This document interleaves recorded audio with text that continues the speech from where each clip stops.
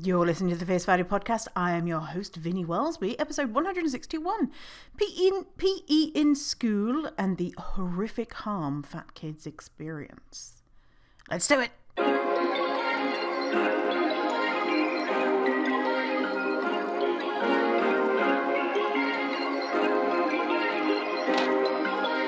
Perfect!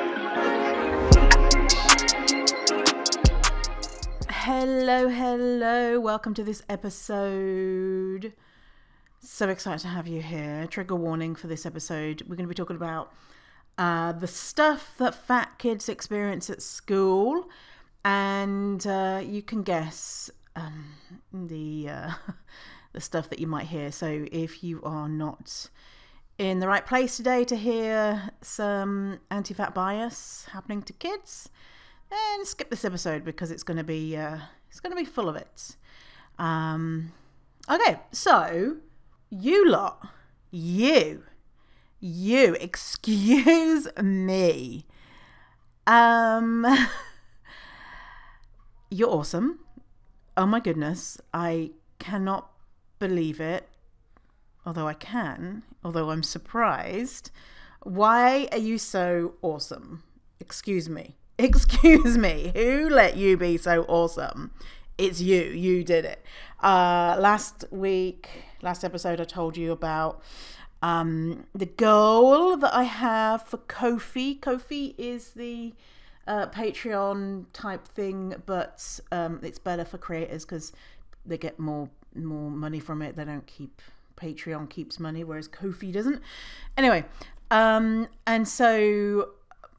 last week we were at 10 subscriptions. 10 subscriptions for Fierce Fatty Podcast and 65 doll hairs in subscription value. And so I said, hey, let's make it the goal that next week we be at 15 subscriptions with $85 a month in subscription value. And I was like, oh, I don't think that's going to happen because I think we went up like 1 from the week before. But you know, dream away, Vinny, dream away. And what did you do? What did you do, you rascals? You got us to 17 active subscriptions, and the goal was 15. Surpassed it by 2, amazing. And the goal was to get to $85 a month. We're at 110. Oh, stop it! Stop it! Get out of here! Oh, if you have subscribed to Ko-fi, it's $5 a month, or you can give me more if you want, or you can just not give me anything at all. But if you've subscribed, thank you so much. You are just a superstar. I really appreciate the support. And it really makes me motivated to keep doing this work. Because sometimes it can feel like you're talking into a void, and that's, you know, there's 3 people listening. But, you know, I know that's not true because I look at the stats and how many people are listening. And it's thousands. And so, yeah, I appreciate that. So, I'm not even going to make a goal for next time. Fuck it. No, let's make it a goal. Let's make it to next week. Let's get to... this feels outrageous. 25 subscriptions. 25 subscriptions and $150 active subscription value. I know that doesn't make sense. The numbers ain't numbering there, but let's say 25 active subscriptions and $150 subscription value. So the reason why I'm doing this is because it costs money to make the podcast, and I've never once monetized the podcast. And it costs, I can't remember what the figure is, around about $700 per month to make the podcast. So if we can get to making enough money just to cover my costs for the podcast, beautiful, love it. And I've been doing it for years now, and I've never covered the costs for it. So I don't know, maybe I should start doing this a long time ago, because I think that you appreciate the information that I share. And if you do, if you would consider becoming a subscription, a little subscription for me, or a giant subscription for me, I don't know what class is a giant subscription, like $20 a month. I would just shit my pants if someone did the $20 a month. No one's done a $20 a month so far. If you do a $20 a month, I will do a poo. Okay, I'm just going to do a poo. All right. Anyway, let's stop talking about this malarkey, and let's talk about other malarkey, which is fat stuff. Oh, actually, correction on an old episode. Not an old episode. You know the Wegovy episodes. Okay, so episode 156. Elizabeth sent me an email. Thank you, Elizabeth. Saying, "Hi, Winnie. Is what you said starting at 1 hours 14 of 156, I think, Min's correct. To paraphrase, fat people who don't smoke have the same health outcomes as a thin person who does." And I was like, what? Did I say that? And so I went back and listened, and I did exactly say that. And obviously that was a slip of the tongue. It was a mouth typo. I replied to Elizabeth, "You're absolutely right. That was an incorrect word on my part. It should have been thin people who don't smoke." So just to clarify, fat people who don't smoke have pretty much the same outcomes as thin people who don't smoke, not thin people who do smoke. Talking about the outcomes of people who are fat, and if they engage in health promoting behaviors like not smoking, there's not that much difference. In fact, it's a teeny tiny little difference between outcomes. I think it was mortality. Yeah, it was mortality. Yeah. Not morbidity, mortality. Yeah. So correction there. Hopefully people heard what I was trying to say with that little couple of letters that I missed out. Don't smoke. Anyway, so today's episode is inspired by Fat Doctor UK, Dr. Asher. He is amazing. Love. Dr. Asher.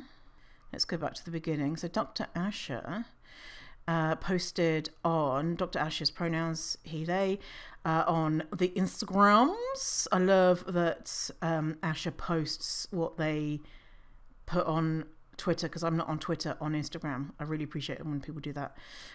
So I'm going to read this, and this inspired me. I was like, I need to talk about PE at school. Okay, so from Asher. "My son just found out that the whole school cross-country event is optional. He has been stressing about it for weeks. Can anyone relate? I can trace a lot of my body and self-esteem issues back to school. PE teachers are a bit like doctors, I think. Most of them aren't knowledgeable enough to understand that being able to run long distances or easily manage 20 press-ups or play a sport well has literally nothing to do with a person's physical health. They teach kids that lack of sporting ability makes them inferior, and kids pick up on this. I'm no good at sports equals I'm a less worthy human being. I'm no good at running equals I'm not healthy. I'm slower than everyone else equals I'm less deserving of respect, dignity, and kindness. My son remembers a time his class were made to run 2K every few weeks in PE, and his teacher used to tell them that anyone who took longer than 10 minutes was unfit. My son was usually the slowest, and the teacher would use him as an example of what not to be like. True story. Doctors are similar. If you don't look healthy, then you can't be healthy, whatever that means. If you don't look healthy, then you're less worthy of respect or care. You're to blame for your own symptoms, and then you can be cured by changing the way you look. Because that's all being fat is. You get that, right? BMI is literally a measure of body size. It's not even a measure of body fat. It doesn't predict any type of health. Example, 30% people with a BMI of up to 30 are metabolically healthy, and 30% with a BMI of 20 to 25 are not. Whilst the incidence of certain diseases are disproportionately higher in people with larger bodies, this is just as likely to be due to poor medical care and neglect as it is anything else. There's no evidence that fat is inherently bad for you. Please don't embarrass yourselves by mentioning visceral fat, fat around the heart, or weight on the joints, because I can, and if I can be bothered, will school you. There's no evidence that weight loss improves morbidity or mortality. Ultimately, this all comes down to bias and discrimination. Society functions when one group is considered morally, physically, intellectually superior to another. The superior group gets to hoard the wealth, resources and power by oppressing the inferior group. So next time a PE teacher decides to shit on a kid for being slow, remember it's just because they wish to continue to benefit from privilege, and in order to do this they have to play their role in oppressing others. Same goes for doctors. It's a power thing, not a health thing. Yes, times a billion. And then people came into the comments of that post and said, yep, yep, this is my experience, blah, blah, bloop, bloop. I'm going to put the link for that post in the notes. If you want to share your story, or if you want to say hi to Asher or whatever, Ash is awesome. And I wondered, what are your experiences? And so something that I love doing, I do love doing you. What I love doing is asking you lot, you horrible lot, about what your experiences are. So I did some questions, did some polls, and let's talk about that. But also I want to weave in some other stuff, studies, articles, etc. So let's start with this piece from, where is it from? The Atlantic. Hey, little tip for you. If you ever have an article that's behind a paywall, save this web address in your browser and use it. It will bring up that thing from behind the paywall. The address is archive.ph. archive.ph. You can archive a web page, and also you can bring up archived. And if the posts, if they are from a well-known source, they're going to be archived multiple times over. So if someone has made a change to an article, at 4:10, then they would have the 3 o'clock and they'll have the 5 o'clock version, etc. From smaller sites, it's more like every few days, but it's like an automatic thing. They're scraping the web. Some might not be on there because there might be some really, obscure sources. But anyway, things like the Atlantic, which I had reached my maximum free articles, archive.ph. Thank me later. Okay, so from the Atlantic. Gym class is so bad, kids are skipping school to avoid it. Not only does PE do little to improve physical fitness, but it can also lead to truancy and other disciplinary problems.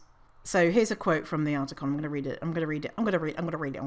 By the way, trigger warning. A lot of the sources I'm mentioning will have the O words. A lot of them are like, P's bad, but I mean, we have to make the fat kids thin. So what way can we do it to shame them? So just a warning about those. Okay, so not only does PE do little, I've already read that, but it's almost too easy to satirize physical education, better known by its eye-roll-inducing abbreviation PE. From Clueless to Superbad to Spider-Man Homecoming, parodies of gym class are a pop culture darling. Perhaps that's because they speak to one of America's fundamental truths. For many kids, PE is terrible. I think, this is me talking about, I think PE can be terrible for kids of all sizes, right? Obviously, I'm speaking as a fat person, but I'm sure I remember. Yes, I remember so I hang out, when I was in secondary school, my group were three other girls, and they were all thin, and they were all bad at PE, and they didn't like it. So, like we were the quote nerds because we were bad at PE. Anyway, so a recent working paper focused on a massive PE initiative in Texas captures this reality. Analyzing data out of the state's Texas Fitness Now program. So there was a program called Texas Fitness Now. Sounds horrific. A $37 million endeavor to improve middle schoolers' fitness, academic achievement, and behavior by requiring them to participate in PE every day. Ugh.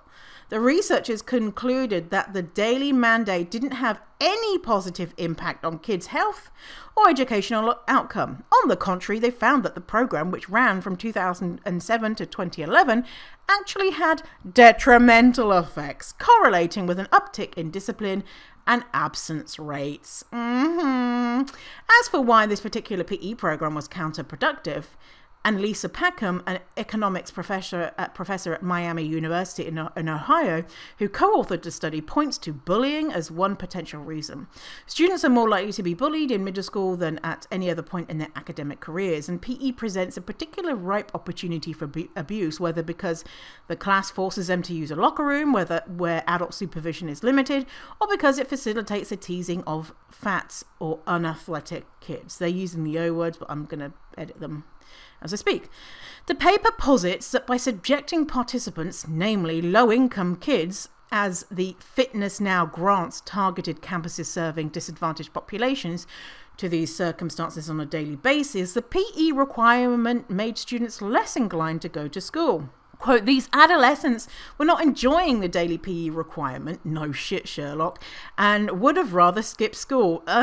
Suggests Packham, who as an economist has focused her research on the outcomes of health programs.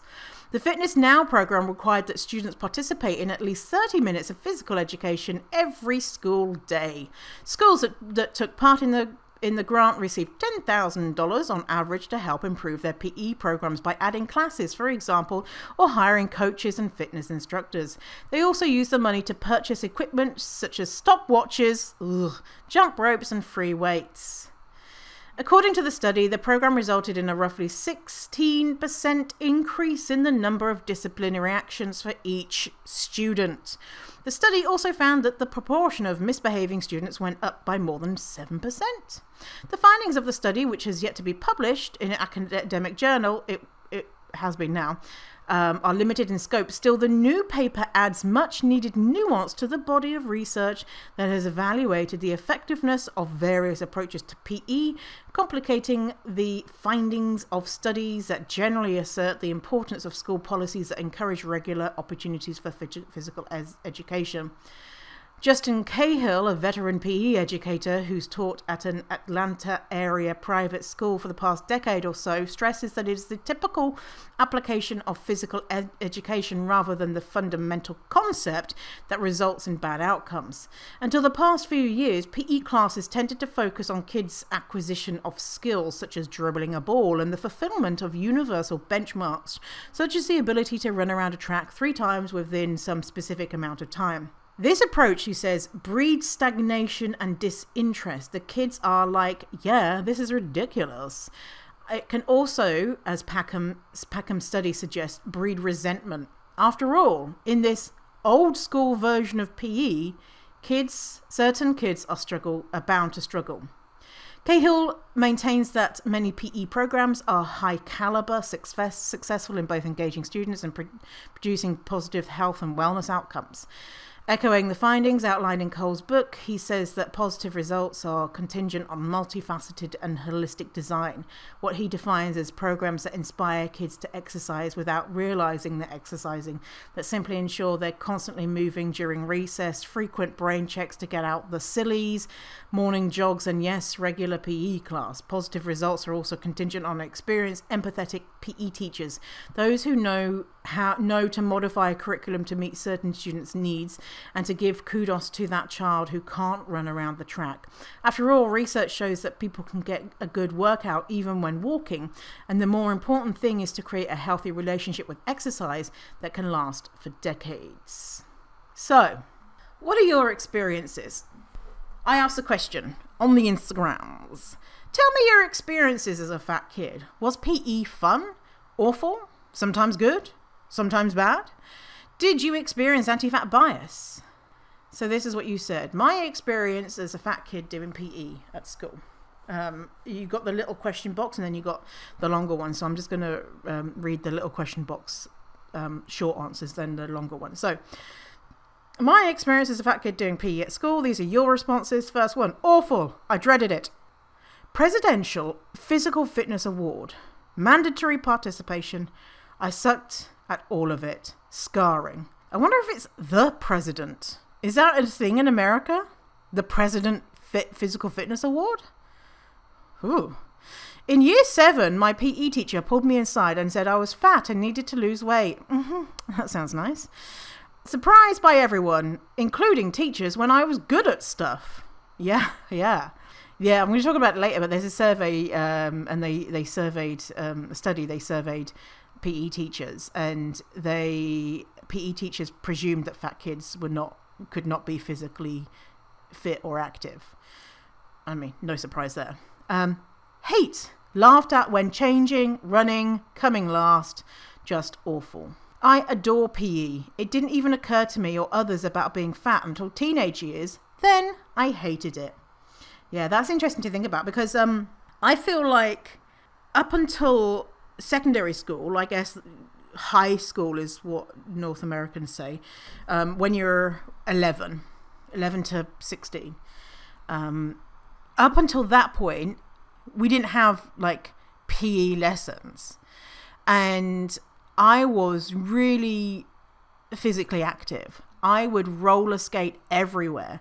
I would bike everywhere. I would bike with my roller skates on, with a rope around with a skipping rope around the handlebars to pretend it was a horse. You know how you would steer a horse, you know? So it must have been quite the sight.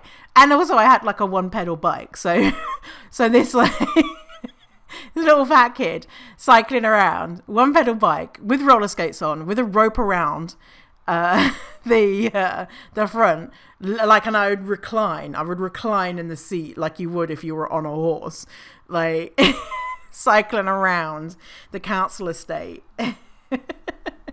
And we'd have like skating competitions with the other kids, and like literally I'd go to wear my roller skates to church. I remember having lots of fun at break time, recess, playing games with all of the other kids and playing imaginary horses with my friend Frankie. It was fun. And I would just be having fun, whatever, you know, just as a kid. And then it was PE, but then you went to secondary school, and then all of a sudden, all of that stopped. There was no fun. It was, you were doing this shit, and then you better be good at it. And if not, then you're a bad person. And all of a sudden, it was like, well, oh, I'm not good at sport. When I was athletic. I was fat, and I was a great roller skater, a great cyclist. And because we didn't have a family car, we'd go grocery shopping and carry the groceries back on our handlebars between my mum and my sister. And so I was probably strong too. But none of that counted because then, you know, could I run the 1500? Do you have the... I don't know. I bet you many people will shudder at that phrase, the 1500. Or you might have called it something else, but 1500 meters, run that around the track. I think it was 3.45 times around the track. And it just became awful until sixth form. So in the UK, sixth form is when you are 17 and 18. So in sixth form... PE changed unless you took it as a subject. You only take 3 subjects, and then they're like, oh, well, you can do PE if you want. And so the PE was, you can choose what you want to do. And so you can either go bowling at the local bowling alley in the city centre, or there's a gym. You can go to the gym, like a gym at some gym in the city centre, which was really cool. And then you could go swimming, and I think there was something else. But I chose bowling. Guess what? I became a really good bowler, and we'd have a lovely afternoon out. We'd go downtown from our school. It'd be like a half an hour walk or something, or maybe less. And then we'd go and get a McDonald's. I'd get a Happy Meal from McDonald's, and I'd get chicken nuggets. And then we'd go bowling for a couple of hours, and then we'd go home. And that was our PE. Wasn't that nice? And, you know, and we had fun. Like, that's what PE should be like. And I know that, you know, I don't know if you can do that in all places, but that's when we were technically adults. And so we were allowed to go, you know, leave the school and all that type of stuff. Anyway, let me carry on with your stories. That's just my experience. And you bet your bottom dollar I was scarred from that 5 years of brutal, awful shit. Yeah. Okay. So the freaking PE government testing we do in the US is the worst. I presume there's some type of thing that you have to, like in that article I was reading, you have to run around a track in a certain amount of time. Like, I bet you there's other things. Whereas we had to run distances. Why was it running? That's so weird. Like, this random thing that humans don't really do, run. Like, we don't need to, unless we're going to go fucking catch prey, we don't, we don't need to run as a thing. It's so bizarre. Yeah. Like, how good are you at running? Like, what? Anyway, it was my least favorite class because it was my hardest subject. Sometimes good, sometimes bad. And I think that's the thing, is sometimes, like, if there was a sport that was something that you enjoyed, then it could be okay. Like, I really like badminton, but there was obviously other sports I didn't like. And so badminton could be, fun. Oh, I really want to play badminton now as an adult, because I was good at it as a kid. Anyway, I broke my foot and got out of gymnastics, and my PE teacher told everyone I was faking. How fun, even with a doctor's note. He said I just wanted to get out of the course that was too hard for me. What an absolute bell end. Horrific, one person just said, yeah. The next person said, number 1, absolutely horrific. Yes. From getting changed in the communal changing rooms to teachers shouting at you all the time. Honestly, I have hated exercise ever since. Ugh, it sucked. Fitness tests were the worst, especially the body fat pinch measurements. Made us run laps for 10 minutes and grade was based on how many you did. Fit kids set the curve. Yeah, remember the beep test? Do you remember the beep test? That test where it would start a beep and you'd have to run to the other side of the hall, and then by the end of the beep, and then the beep will slowly get faster and faster and faster. And it was literally like you were there watching, who was the first one to get out, and you desperately did not want to be the first one to get out. But guess what? For me, I probably was one of the first, if not the first. It was traumatic, bullied and mocked relentlessly while the PE teacher did nothing. Awful. When drama games was added to sports day, I was thrilled. Drama games? What the heck is that? I don't know what it is, but it sounds like it might be fun. Always picked last. Just confirmed the sense of being the other and isolated. I was picked last on teams. It was humiliating, even more than the movies show it to be. Why the fuck are we letting kids pick the teams? Why is the teacher not just saying, okay, everyone 1 to 10 is team 1, everyone, like, what the... I mean, it would make good TV shows, when you watch it on RuPaul's Drag Race and they're picking teams and, it's scandalous and, ooh, who's picked last? And obviously it's not very nice. But why the fuck are we doing it to kids? What the heck? What? It's so outrageous. And yes, I experienced that too. Awful, humiliating, dreaded each time. The gym teacher making all of the other kids clap when I finally finished the mile run. Or worse, making the fast kid run the last few laps with me. Oh, yes, I remember that too. That happened in my school too. Like being like, come on, give a hand for the people who were last. Like, they're really trying. It's like, fuck off. Let's make a focus on the people who are not as fast. That's a great idea. Presidential fitness testing BS thingy was the worst. I also have a physical disability, so it was doubly awful. Oh my God, did I ever have the worst experience? I could go on and on and on about all the anti-fat bias and overall feelings of shame, but the worst part was when we would do lap runs. I would usually be the last because I felt uncomfortable running in front of others and would go slow. And all the thinner kids would watch me and cheer and clap for me as I did the final lap. It was extremely embarrassing. I feel so uncomfortable just thinking about it.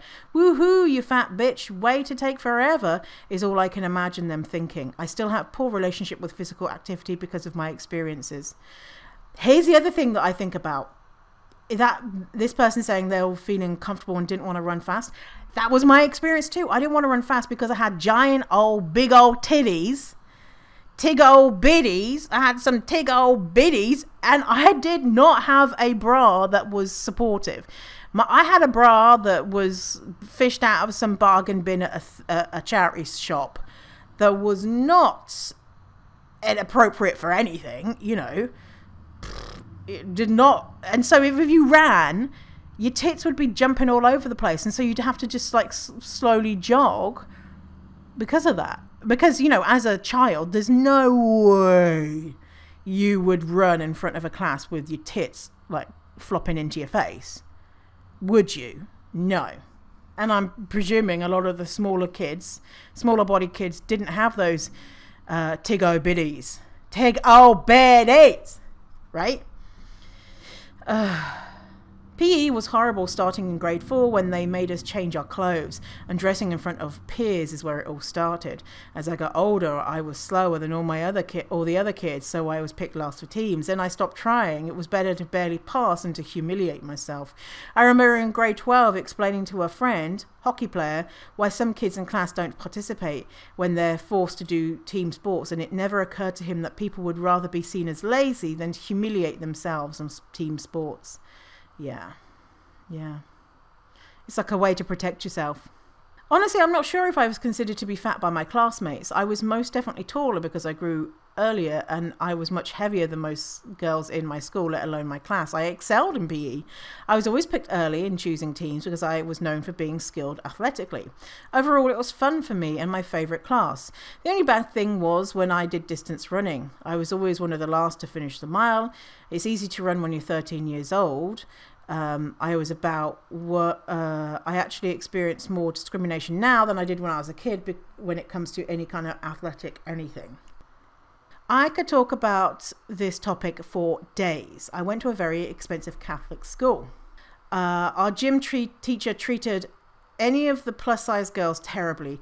He would call us chubs or chubby instead of our names. If he called us by our name, it would be the name of one of the other plus size girls. And when we corrected him, he'd say, all you chubby girls look the same.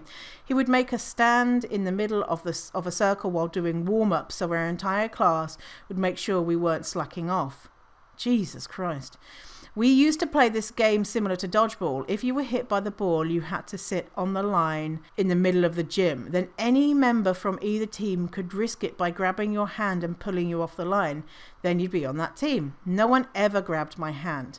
One time someone hit me so hard in the face that with a ball, my glasses broke. I can't see without them. I was crying and asked the teacher if I could go to the nurse. He told me no and said I wasn't hit on purpose. I just take up so much space that I couldn't be missed. During physical fitness tests, he would have the most popular boys and girls help him write down everyone's height and weight that he could loudly call across the gym to them. Jesus fucking Christ. When it was any of the plus size girls' weights, he would shout it out extra loud and ask if they needed help writing a number that high. My mum used to complain to the school, and he'd say he wasn't a bully. I always had gym first or last period, so my mum started bringing me into school late or pulling me out early so I'd miss gym. This was 7th and 8th grade. I'm 39 now, and people I went to elementary school still talk about the trauma that teacher caused us. Wow. That is straight up abuse. That's abuse. Okay, last story. My experience was mixed. I was always the slowest, last, but I was enthusiastic and liked team sports. My PE teacher loved me, but this led to me being put in the top set for PE with another teacher, which I hated. Felt completely humiliated when I told the teacher I didn't want to be in the class because it made me feel bad. She said I just need to try harder. Also, I just think PE and sport are taught so badly and affected my relationship with exercise for so long. I just left school thinking I was bad at everything, and that only people who looked good at sport that were good at sport carried on as adults. Now I do martial arts and lift weights and over lockdown I did a running app, which I never thought I'd do, but I still have a real lingering insecurity around it all that I think could have been lessened if I was taught better in school. Yeah, that's my thoughts exactly, is that clearly clearly a lot of people enjoy games and fun and doing, riding their bike with roller skates and a thing to like a horse, you know? Clearly a lot of people do that. Some people don't. Some people just, it's not their thing. That's fine too. But it's the same with the way that we talk about food and the way that we fuck kids up around food, being like, you will eat a motherfucking vegetable, or you're not going to get the quote good food. You're going to eat the quote disgusting food, which is apparently good for you. And it's like way to ruin vegetables, you know, when, you know, we could have just been chill about it and let people eat the variety of food that naturally they are probably inclined to. Obviously, that's not everyone's experience because we have neurodiversity and, you know, access and blah, blah, blah. But, you know, on the whole, they're just making it a thing because they're so terrified about fatness. You know, they're so terrified that if we don't have PE, then the O word epidemic is just going to get out of control, and that fitness is this thing that has to be so stringent and so not fun. Like, why is it that the other teachers can get creative and, you know, you can have different ways to be taught? Not all other teachers. There's probably lots of teachers that are not great teachers, obviously. But the good teachers were the ones that made, you know, different subjects fun and thought outside the box. And yeah, teachers are not paid enough. But I would think, wouldn't it just be more fun to have engaged students? Instead of being like, oh, we're doing the 1500 run today, and all the students being like, oh, you know, versus we're going to play a game. We're going to do this thing and see how it goes. Let's have some fun. Or when I think about, you know, I go roller skating, right? We go roller skating and we play games. Imagine that. So when I'll go roller skating. Last time I went, we played games. We did this obstacle course. When I say obstacle course, it's not this bad, scary things. It was literally like roll around on the floor, like weave in and out of these things, and, you know, have fun. And then we played a kicking a empty milk carton around. And then we played a game where we closed our eyes, and then we tried to catch the other people when their eyes closed, and if you caught someone, you held hands, and it made like one big long snake thing. Fun. That's what I mean. Hello. Versus, okay, you're on roller skates and now you have to like run and do 50 laps in 10 seconds, and if you don't, you're a piece of shit. I mean, hello, who would ever want to go roller skating if that was the case? But because roller skating is fun for a lot of people because it's not done in a PE class, people have nicer, fonder memories of roller skating, right? Because you probably did roller skating just at home. And you probably weren't traumatized by a PE teacher saying, hey, you fat loser, you're too slow. You just trundled around the neighborhood and fell over, and maybe that traumatized you, but probably you weren't traumatized by an educator. Okay, so let's look at this piece from Katie German, who says, food education programs that focus on fatness do more harm than good. And so I'm talking about what else we've learned from school. And a lot of what people learn is that they need to eat vegetables, and if they eat vegetables, then they'll magically be thin, as well as running around. Okay, so Katie says, I work for a food security organization, and not long ago, I was invited to the launch of an initiative meant to get kids excited about growing and eating fresh fruits and veggies. I sat in a room with 50 other community leaders, eager to talk about food literacy programs for students. When the facilitator asked the inevitable, how do we work together to address the O-word epidemic in our city? I let out a sigh. As a so-called fat person, I found myself again sitting with people strategizing ways to prevent kids from having a body that looks like mine. As though a fat body is a tragedy, a societal burden, a source of shame. In the field of food security, we are constantly asked to frame what we do as an as fat prevention work. Grant applications include requests that applicants collect biometric data as part of their food program. Cooking workshops require participants to weigh themselves. Cooking workshops require participants to weigh themselves? Jesus. Yeah. Can you imagine going to a cooking workshop and they say, get on the scale? My God. Because if you learn to cook and you've learned to cook and you don't become magically thin, then the cooking lesson was a failure. What? What? Students are asked to clarify their family's favourite foods as, quote, bad or good as part of food literacy education. Oh, you know that that's affecting people of colour more than it is white kids, because you know that the foods that are seen as, quote, ethnic are labelled bad. It's fucking racism. Wow, this is fucked. When a food program is built around O-word prevention, it's likely doing more harm than good. There is a dangerous assumption that fat people just need to learn more about the risks of being fat and then they will make their bodies smaller. Yeah, that's the thing, is all of this like food education, it's so patronizing. It's like, hi fat people, have you ever heard of spinach?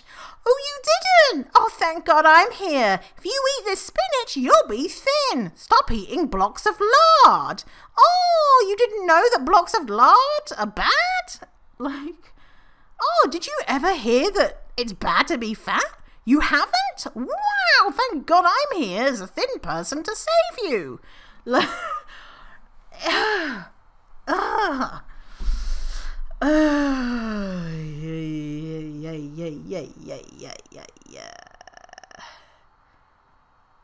Growing up fat, people talked about my body all the time. My portion sizes were monitored and I was encouraged to skip meals. One teacher asked us to measure our BMI and proceeded to plot our body sizes in our class chart. What? Constant conversations about fatness did not shrink my body, but the experience was devastating to my mental health. I was not alone. According to a US study canvassing 14,000 high school students, those who classified themselves as O-word were at a greater risk for depression and suicide attempts than teens who didn't consider themselves heavy.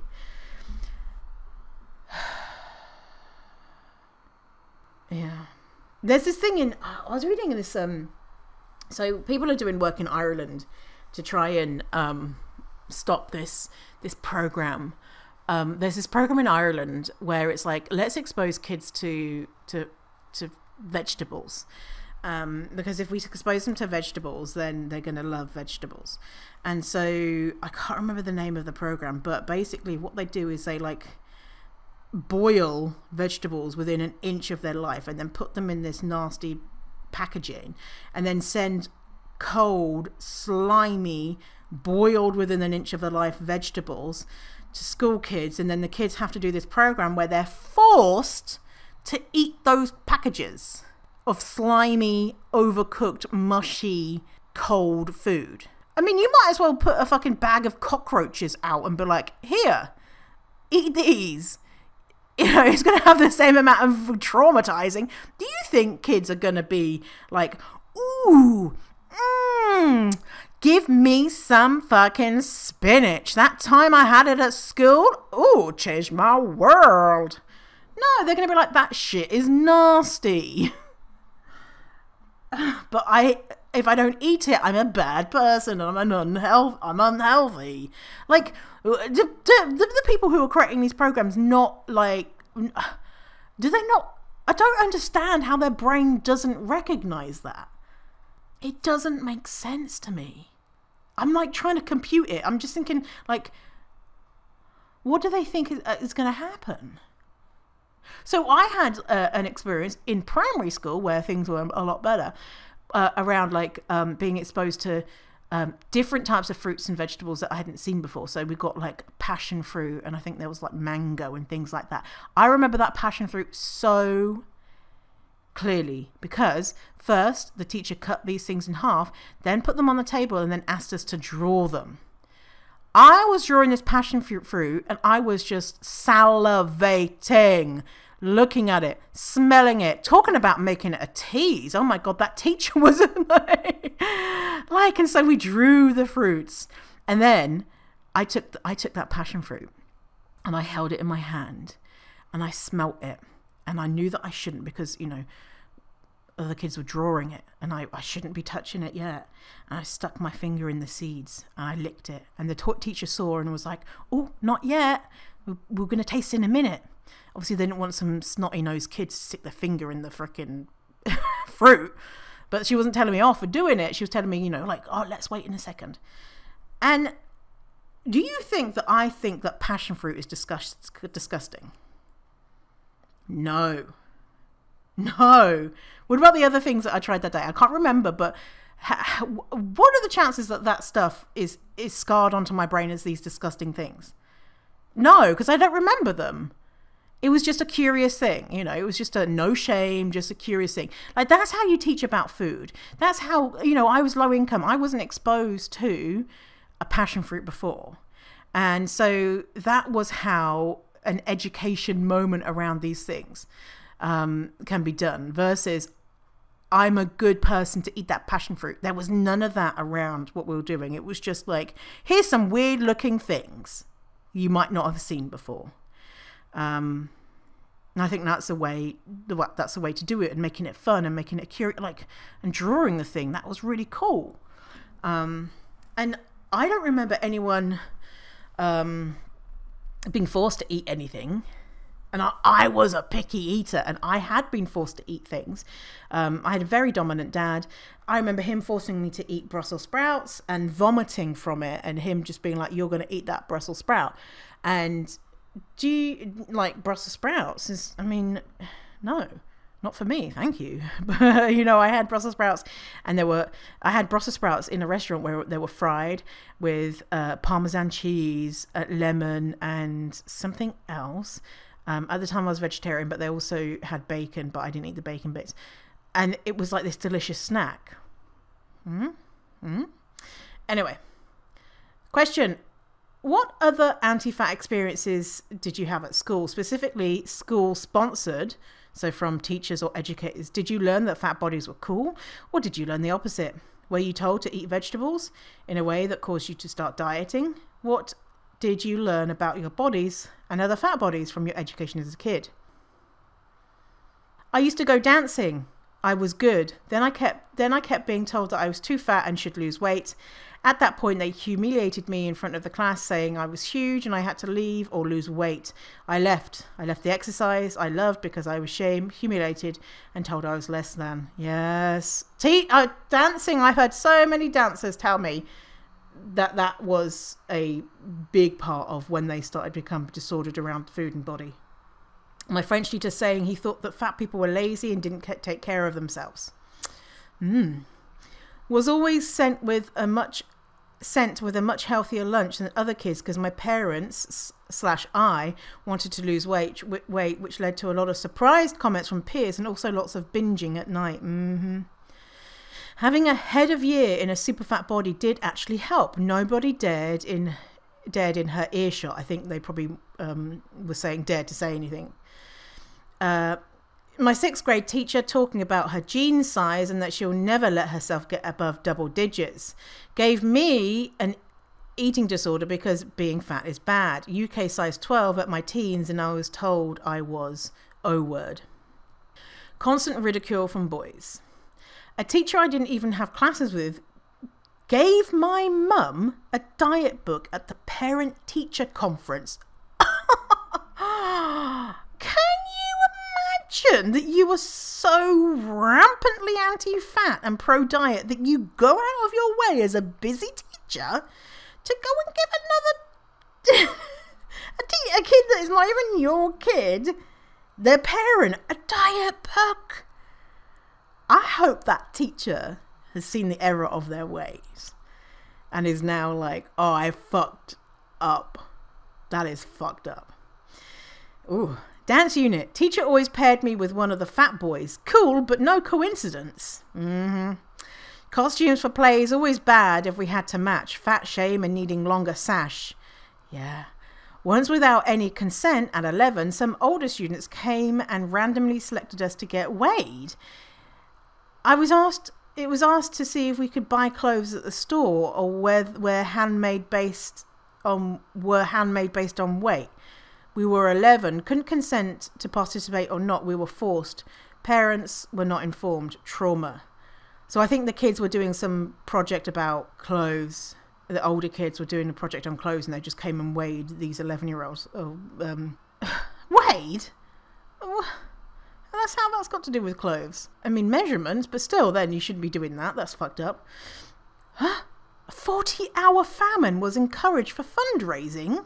My ED loved it. What? What the fuck? I bet you that was a religious school. 40-hour famine? Jeez, what the fuck? I went to a uniform school and the school's button down did not fit me. Yeah, I had in the UK, all the schools are uniform. I think almost all of them. I don't think any would not be uniform. And luckily what they did is that the school would have a colour of the blazer. And so your blazer would be black or blue or maybe like a reddy brown colour, normal things. And then you would just sew the logo on to the pocket. But still you had to find children dress sizes. And I sized out of the children's sizes and had to get adult suits. And my mum was very pressed about it because we were poor. I kept getting detention for wearing the same colour shirt my parents got me. That's the person whose uniform didn't fit. For fuck's sake. Yeah, I remember there was one girl who was fatter than me and she was wearing a shirt which wasn't uniform. It was still a white shirt, but she would get in trouble for it. But it was a shirt that fucking fit her. Oh. When I tried wearing the uniform shirt, it had a button gap and I got detention for exposing my bra. My grade depended on another kid using calipers to measure my waist fat. For fuck's sake. Talked about diets with my teachers. My ED really took hold in high school. I was approached by a 4th grade teacher, school nurse, about curriculum telling kids processed foods cause fatness, heart disease and diabetes, and would this upset a student in the class with diabetes. I asked her not to teach it at all, but was not heard. Oh, okay, I was just approached. Okay.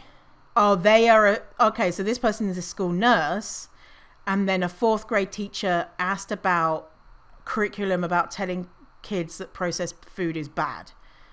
But she taught it anyway.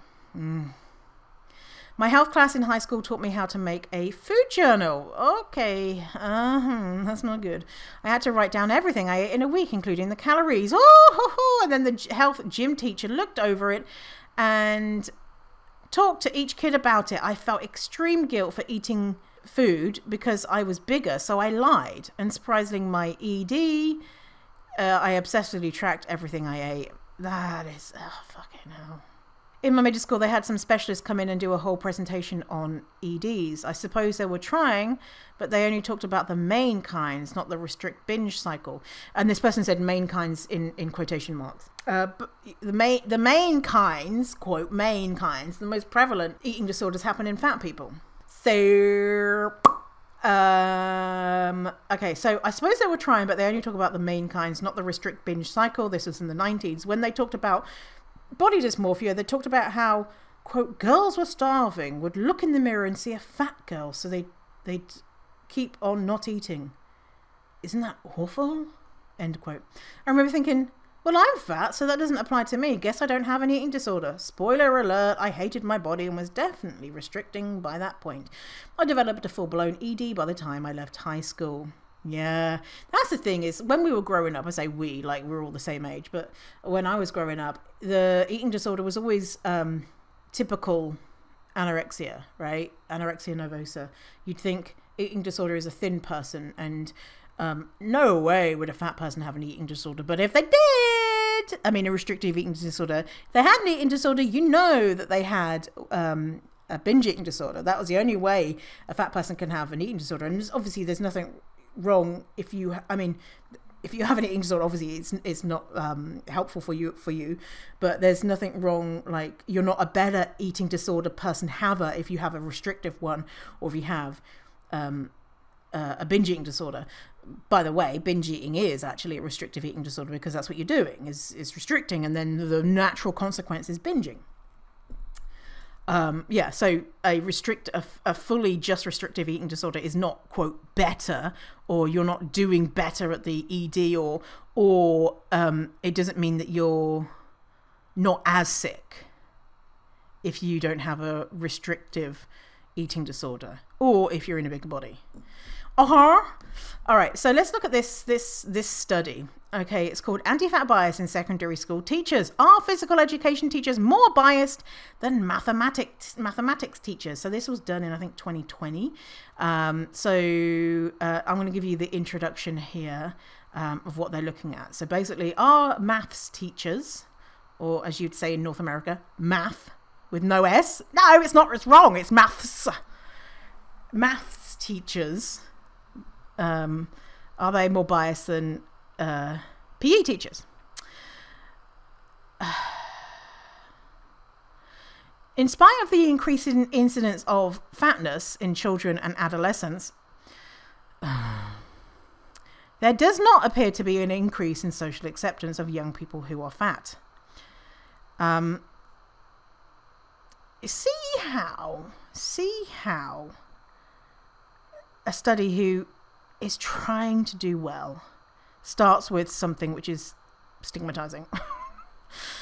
On the contrary, these young people are frequently subjected to situations of discrimination due to their appearance.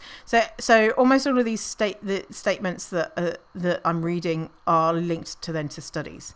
I'm not just going to read out the name of the study, because if you want to go and see name of all of these studies, because there's like a 50 billion, if you want to go see all the links to all of these statements, then you can go to the one study, which is what I'm reading. While the stigmatization of young people who are fat is common in many environments, this is particularly prevalent in schools. In fact, both students and teachers believe that bullying for weight reasons is the most common form of bullying experienced by young people in schools. Students' peers are the most frequent perpetrators of weight-based teasing and bullying at school. However, teachers are not exempt from involvement in these processes of victimization. This study, for example, found that approximately a quarter of high school teachers surveyed held the belief that fat people were more impulsive, less organized, and had more family problems than non-fat people. In the same study, 28% of teachers felt that becoming fat is the worst thing that could happen to a person. When the perspective of the potential victims of these discriminatory acts was investigated, it was found that 27% of the sample of adolescents undergoing treatment to lose weight claimed to have been victimized by their own teachers. The cognitive component of explicit anti-fat bias has been assessed through the measurements of PE teachers' stereotypical beliefs. Most of these studies have shown that PE teachers endorse stereotypes that represent fat individuals as lazy, incompetent, and weak-willed. For example, this study surveyed 105 PE teachers and found that they had lower expectations of fat students than straight-sized students, both in terms of their physical abilities and their reasoning, cooperative, and social interaction skills. Similar findings have been reported by this study using an experimental task in which PE teachers had to rate the expected abilities and performance of fat and non-fat students depicted in photographs, applying a modified version of the fat stereotypes questionnaire to a sample of trainee PE teachers, discovered that fat children in comparison with non-fat children were thought to be lazier and less socially adept, among other common stereotypes. They also found that PE teachers thought that fat kids lacked the willpower to control their weight. 42% of a sample of 361 adolescents enrolled in a weight loss camp reported that they had been bullied or teased about their weight by PE teachers or sports coaches. 42% had been bullied by adults. This other study interviewed 12 fat high school students about their experiences in PE, including questions about how they were treated by PE teachers. Most of them described inappropriate teaching practices, such as encouraging fat students to sit out certain activities or punishing the whole class when fat students failed. Fun times. So the study goes on. So the results is kind of mixed. Like, do maths teachers, are they less biased than PE teachers?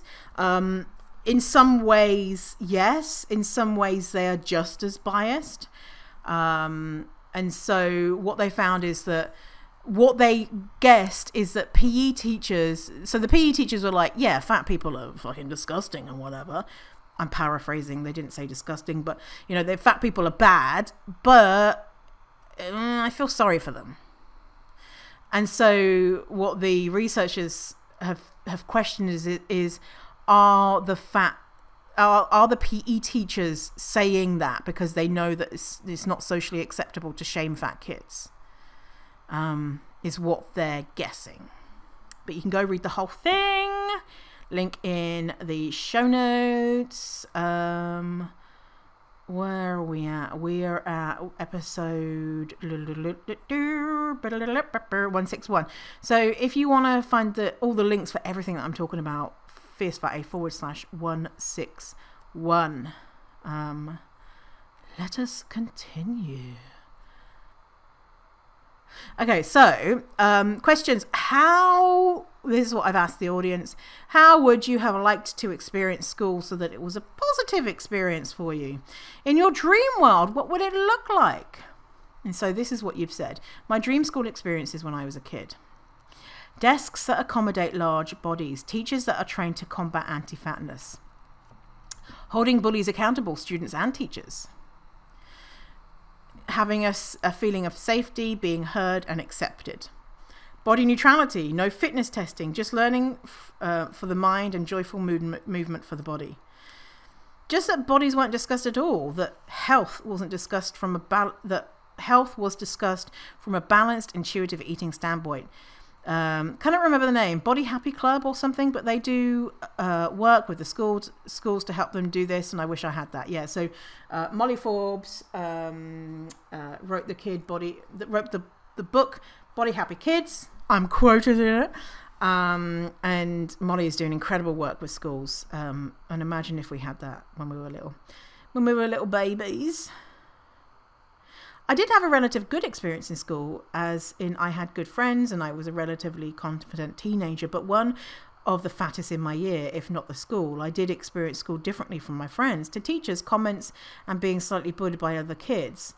It wasn't a nice time. I'd have liked teachers to have more of an understanding of what a fat teenager is going through and maybe use that language that isn't shaming in front of other people. I would have loved to have a PE class that had any actual information in it at all. If they would have taught us things like, this is how you should lift heavy things without hurting yourself. Yeah, that's a good idea.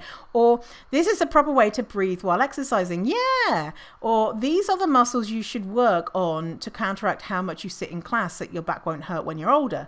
Or any gentle nutrition focused on giving your body what it needs instead of the bullshit that got focused on, like, not drinking soda.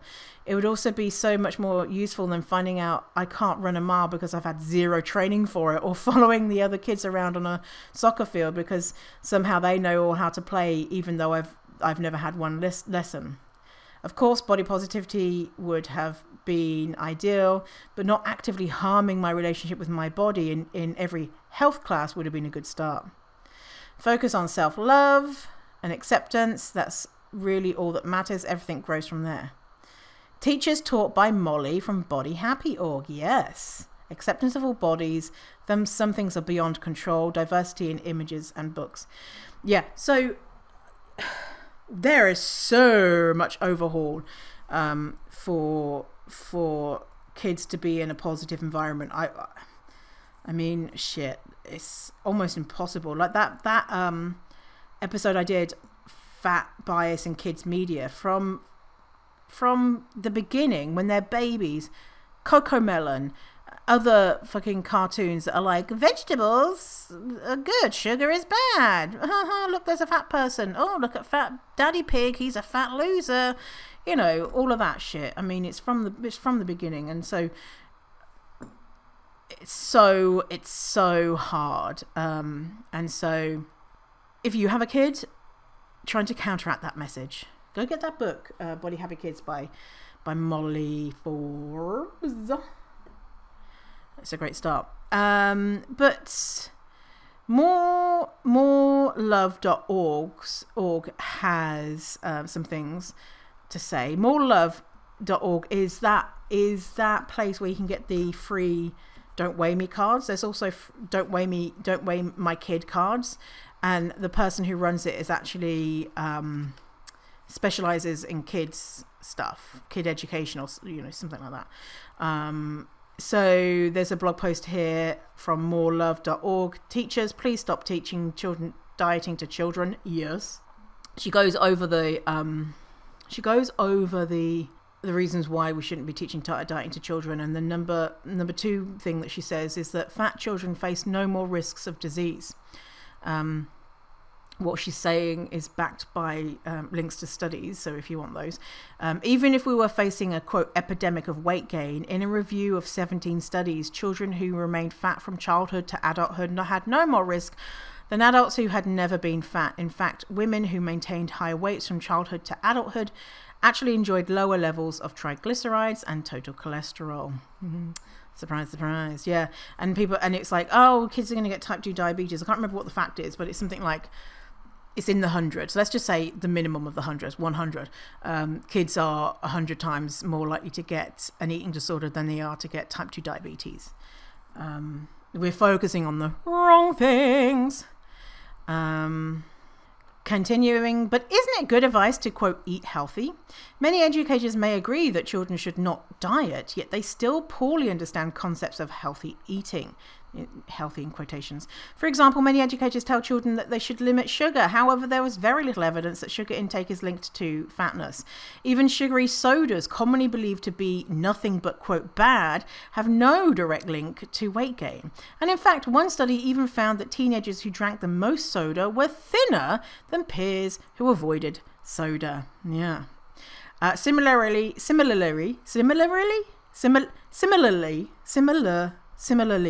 whoa, words are hard. Similarly, fast food has not been associated with greater fatness. Some of the heaviest populations in the world have no access to fast food. What children eat certainly plays a role in their health. However, blaming weight on particular foods and food groups is simply not supported by scientific evidence. Yeah, so what they're saying, what children eat plays a role in their health. And when we're thinking about that, it's not saying don't ever eat a burger. It's, do I have enough food? Do I have a variety of food to support my growth as a child? Right? Thinking about it like that. Many teachers think that saying things like eat healthy is at best positive and at worst neutral. However, they are incorrect. Quote, negative messages such as sugar and fries are bad and the use of the term junk food contributes to the understanding of fear of food, dietary fat and weight gain, which precedes body image concerns and eating problems, end quote, with a link to a study. Should schools fight O-word? An alarming number of schools have decided to take on preventing childhood O-word as part of their mission. Fun times. However, the data shows it's not helpful. The Childhood Adolescent Trial, for Cardiovascular Health, CATCH, sponsored by the National Institute of Health, is one of the largest school-based prevention programs. In CATCH, that's the acronym, schools modified school food service, increased physical education programs, and introduced health curriculum and family nutritional education. Despite 3 years of well-intentioned efforts, participating schools did not reduce the rate of fatness, nor did they achieve decreased blood pressure or cholesterol levels. Quote, there is little evidence so far that school-based programs have had a major or lasting impact on BMI or body adiposity. That's body fatness. That's a quote from a study. Many studies over the last few decades show that when adults try to regulate or control what children eat, the children ate more, not less, and are likely to end up with weight, body image, and eating-related problems. That's another quote from a study. Controlled experiments have shown that, quote, trying to encourage, pressure, or even reward children to eat certain foods actually turns them off to those foods and makes it less likely that they will eat them. Conversely, if children are deprived of certain foods, they become more interested in those foods and are more likely to overeat them when they get the opportunity. So the answer, prevent weight stigma, not fatness. It would be great if teachers could stop teaching dieting, but what about health? Well, the good news is that teaching students health at every size. This approach focuses on self-acceptance, positive body image, and intuitive eating and movement. Anti-fatness programs have shown no success in improving health or making people thinner.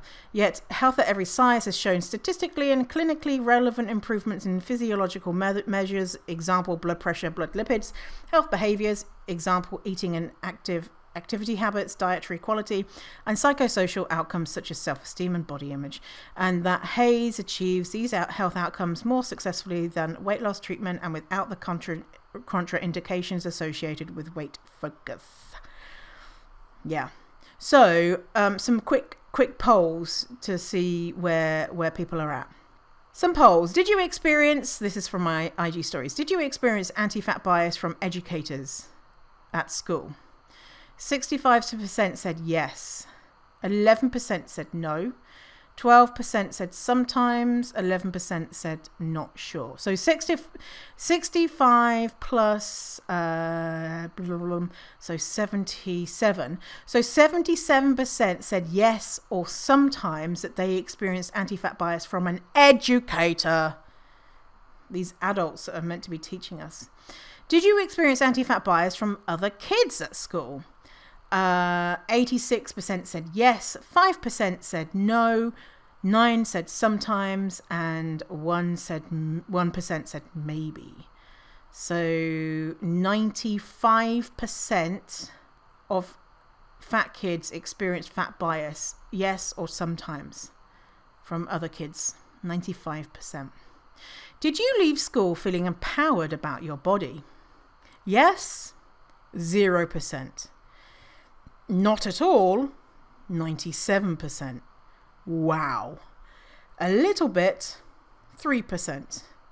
A moderate amount, 0%. So 97% of people did not leave school feeling empowered about their body. Did educators teach you disordered behaviors and beliefs? 8% yes, around food. 5% yes, around body. 59% yes, around body and food.